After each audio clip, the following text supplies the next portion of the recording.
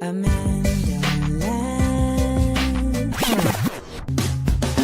Black around the world, black around the world, black around the world, black around the world, black around the world. So we international. Passport. Hey. Let's do it one more time because I love AmandaLand. black around the world, black around the world, black around the world, black around the world, black around the world. So we international. Passport. Hey. Passport. Now, if y'all are wondering where a lot of these beats are coming from, I used to be a whole recording artist. I have like 4 albums. So a lot of these beats are actually, you know, the music from songs that I recorded. Like that's the song from my that's the beat from my song Dusk Till Dawn. Say from Dusk Till Dawn. Yeah, I forgot the words though. But that's on my album Spandex Rhymes and Soul. So I started this segment Black Around the World, one, because a lot of y'all don't be knowing geography.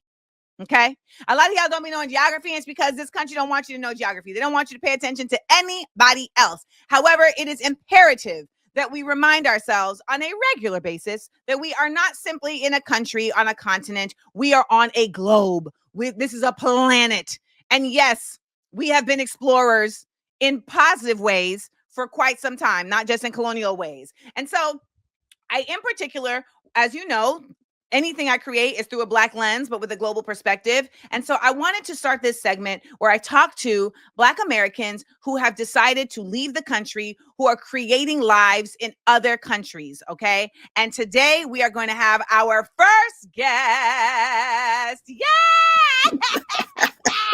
Pastor Deidre Jones. Deidre Jones. Pastor, why I knew you wasn't gonna put your full name. That's why I said, let me put her full name. Right? You know, you already knew. Oh my gosh, it's so nice to have you. And you are representing Belize. You better Belize it. You better believe it. So tell us, first of all, let me just tell y'all, Belize. Okay, this is where Belize is located. Belize is located in Central America, and it borders Mexico and Guatemala. All right, Mexico and Guatemala. It is on the Caribbean Sea, and Belize was not settled by the Spaniards. It was settled by the British. So Belize is actually an English-speaking country, and it's really unique because it combines, you have folks that are like came from Mexico that are mestizo, so that have like the Spanish and Mexican influence together. But then you have the Mayan people, so you have those indigenous people. But then you have the Garifuna people that we talked about with Junkanu on our Christmas episode. Make sure you go back and check that. And all of them have an accent like this. And so that's the other part that be blowing me is when you in Belize, right. Like I'm talking to somebody that looks straight Hispanic, but they have a whole accent too. Right. And here's another picture of Belize. So this is a closer up picture of Belize. As you can see, it's like kind of long. At the top, you see San Pedro. On the right, you see all those little straits. Those are, all those little green dots. Those are keys. They spell it Caye. In the States, we spell it Key. And those keys run all along the country, and a lot of them have hotels on them. They have homes on them. Some of them are the size of your foot. Some of them are, pretty sizable. And some of the more famous ones are Ambergris Key, which has San Pedro, as well as Key Cocker. Right, Key Cocker. Yeah. Key Cocker. And so, Pastor Deidre, please tell us, where in Belize did you move to? Well, actually, we bought land in San Pedro town on the island of Ambergris Key. And what was it about there? Oh my goodness gracious. Well, first and foremost, the first reason is because hello, folk look like us. Yeah. I mean, that is the first and main reason. Since 2016, I've been like, I'm getting up out of here. I'm going to buy an island somewhere. And I would make myself happy for Islands for Sale, and I What started do watching. Islands for Sale run? Oh my gosh, cheap. What? Cheap. Because I know people are like, Amanda done brought on here some millionaire, billionaire, No. acting like we can relate. No, they were surprisingly cheap. They're more expensive now, but you could still get a whole island with a 3-bedroom house and a dock and a generator for like $800,000. Wow. But we started watching Island Hunters on TV. Yes. And they had an episode in Belize. There was 2 of them that got us. The one lady had like this little mangrove island with little huts, individual huts for $350,000. For how much? $350,000. Right. Okay. That's an apartment in New York. I know, right? And the other man had, it was like an island with a hill, like you said, and just one house on top of the hill, single man with a daughter, and it had a tennis court. You know that won over Terrence. Please let them know your husband was my tennis coach, y'all. Right? Right? Wow. And he bought that island for $650,000.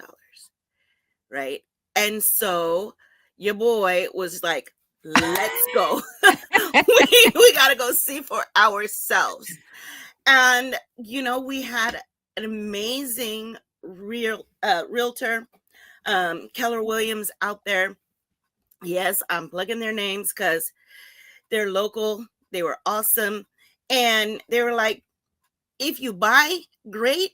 If you don't, great. Because we want people here who are going to support the country and love the place like we do. And, but they said, remember though, it's an island. God's not making any new dirt. Right. We were just going to look, just to fantasize. And one day when we retire, we're going to X, Y, and Z. But when we found our piece of property, we were like, no, we're not going to find anything like this because this will be gone when we think we're ready. So ignore the comments. Ignore the comments. I see you reading the comments. Ignore the comments. I will address them. I will address them because I see somebody throwing shade already, but I will address them. Whatever.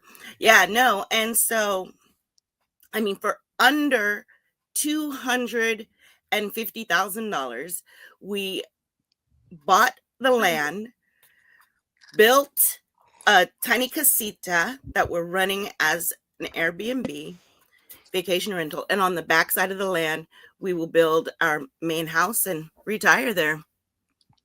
Now, when you decided to do this, though, what was the process? Process of buying or thought process for why we wanted to do it? Actually, both. I'm curious. Yeah, both.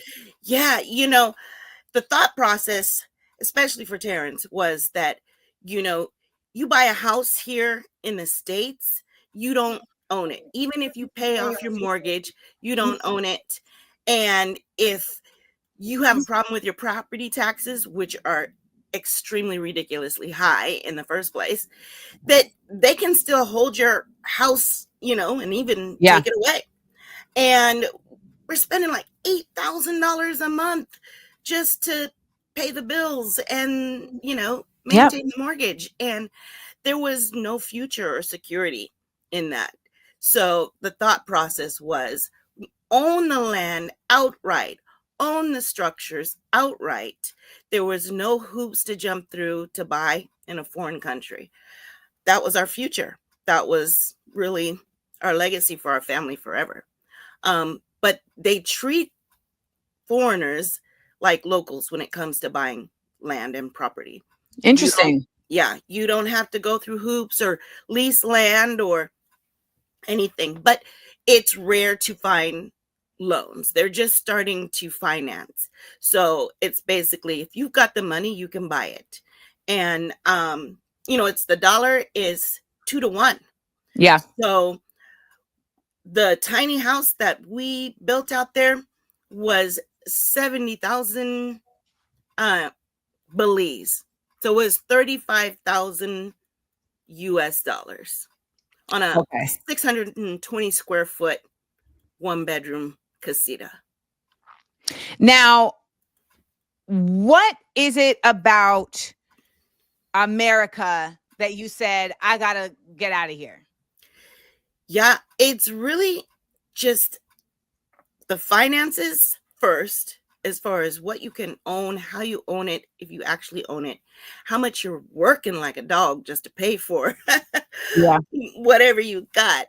But secondly, the political climate, I'm like, can I just have some peace, please? Can I just enjoy walking the country and eating good food and, just really the peace of it all. Yeah. Now, are there any Americanisms that you will miss? Well, yes, but ... because there are no American franchises or stores, companies. There are no malls. And so while, yeah, that's a wonderful thing, I do realize being out there after a little while, you're like, can a girl get a Starbucks somewhere? Oh, we don't support Starbucks here, Pastor D. We are in a full Starbucks. We are a full Starbucks boycott here in Views from AmandaLand. All right, that's cool, because it's like I've been in a side note. I've been like in a partial one, and then I'm like, no, Starbucks, McDonald's, get them out of here. Good. Oh, good. No, I don't do McDonald's. So you've given me full permission to resist. Yes, cut them. Thank you. But with that being said, it's a 2-hour boat ride into Mexico, and so you can shop and get your name brand and get your tennis shoes and your clothes, and Now, once you come into Belize as a new resident, how are you looking at being a part of Belize without being a disruptor of Belize? Right. And it does take a full year to get your residency.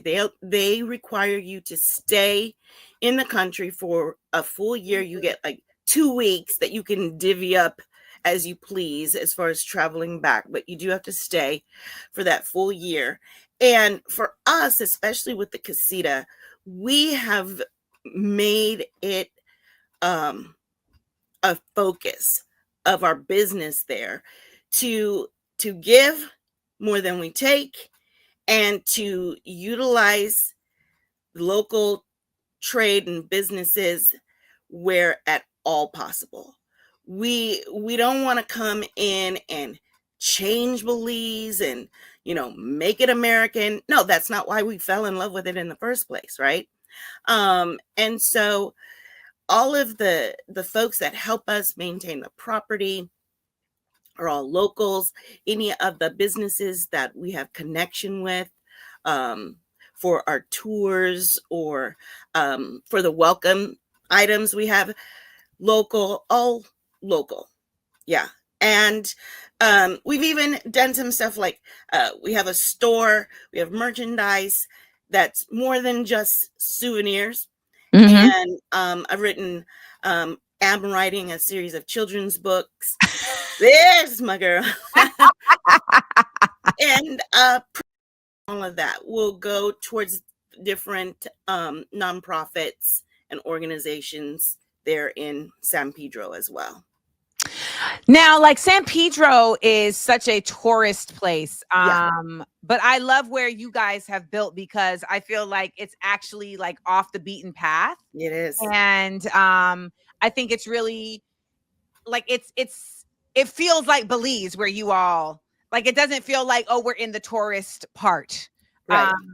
So we have some questions from folks, and we're gonna head into them. So people are asking, folks are always gonna ask, how the food? The food. Let me tell you something about the food. it is this crazy, delectable mix of Mexican and soul food. Like, you get quesadillas, tacos, and rice and beans, right? You get stew chicken, rice and Yeah. beans, and coleslaw. Yep. You know, you get tacos and potato salad. Who does that? and it's all good. And the crazy thing is that even the restaurants that will cater more, you know, to the Western culture, why do I need to go all the way to Belize to get the best Stonefire pizza and wings that I've ever had anywhere? Really? Yeah, they know what they're doing out there. Lobster in lobster season. Oh my gosh. The Oh, well, seafood. yeah, lobster season in Belize, y'all, is like you getting lobster like it's wings. I mean, it's just casual. Yep. And Brietta asks, how do you occupy your time? Walking, sleeping, napping, swimming. Not sleeping and napping. Did I separate the two? Because there's an art to napping, right? Take a nap in a hammock, right? Right. You're right. That's different. And sleeping in late, you know, and you're hearing the sea. Our place is like 100 steps from the sea. You can hear the wind through the trees. Oh, yeah, no, it's good. And last but not least, what's the native language in Belize? English. It is English, but I love the way they say, even though it's English, you may not understand it. Correct. It's a weird kind of like Creole patois, but they swear it's English. I mean, it is English, but it's just it has, because even as a Grenadian, like they have a Caribbean Right. song to their English, but their patois is different than Jamaican patois or St. Lucian or Grenadian. So I mean, I definitely have had to be like, okay, let me listen. You have to focus. You have to focus. But yeah, you're right. In the geography lesson, it used to be British Honduras. And so it is English speaking, but you have to focus. Yes. Yes. And the last question is, what is it like during hurricane season? Oh, you know, and that's like, that was third on the list that we checked. We checked the government second, and we checked the weather third. And the amazing thing, I guess, with it being like on the tip there, coming off of the end of Mexico, and you've got the barrier reef all along the Keys. And so that barrier reef and the way it's situated breaks a lot of the hurricane weather. And so while you will be on full hurricane warning, and it can be bad in Mexico, it generally breaks against the reef so that it's a bad tropical storm, or really, you know, what you experience is a bad tropical storm. Yeah. But I mean, I will say that Belize typically wouldn't get storms, but because we're in a different time, you know, we're seeing different changes and adjustments. But right. I will say that places like Belize, that people work together to recover. Yeah, they do. They do. They work together to recover and to prepare, because I was there building when you know, hurricane came through, and they were just, Mom, what can we do? You need your windows ported. I'm like, I don't know what I need. And they just took care of me. I don't know what I need. I don't know what I need. And they just took care of me. And they will hole up in houses. They're like, make it a party, you know, invite the families and just bunk up. Yeah, they work together. They love each other, help each other. Yeah, it's good. So if you were telling somebody who was thinking about leaving the States and coming to Belize, what would you give them as your like final word on how to be in Belize without being just another American colonialist? Right. to realize that you are in a foreign country, and don't expect anything to be like America, but primarily don't expect the people and the businesses to operate like you're in America. You're going to go slow. You're going to wait on people. You're going to have to trust people or learn to be real discerning, and just take your time. Don't try to force people, rush people, because that's the first way you're going to get nothing done. That's the first way you're going to get nothing done. Thank you so much for being our first ever guest on Black Around the World. So amazing. Thank you. People some insight and expanding our minds to the fact that there's an entire globe out here, y'all. There is an entire globe. And now we know that we can check out Belize. But always remember, like Pastor Deidre said, when you go to these places, you are not going to be American. Yeah. You are going to be Belizean. Thank you so much. Thank you. And y'all, you can check out the Cozy Key right here at the at in her graphic. So check out Cozy Key Belize. Thank you so much. Thank you. You guys, are y'all going to Belize?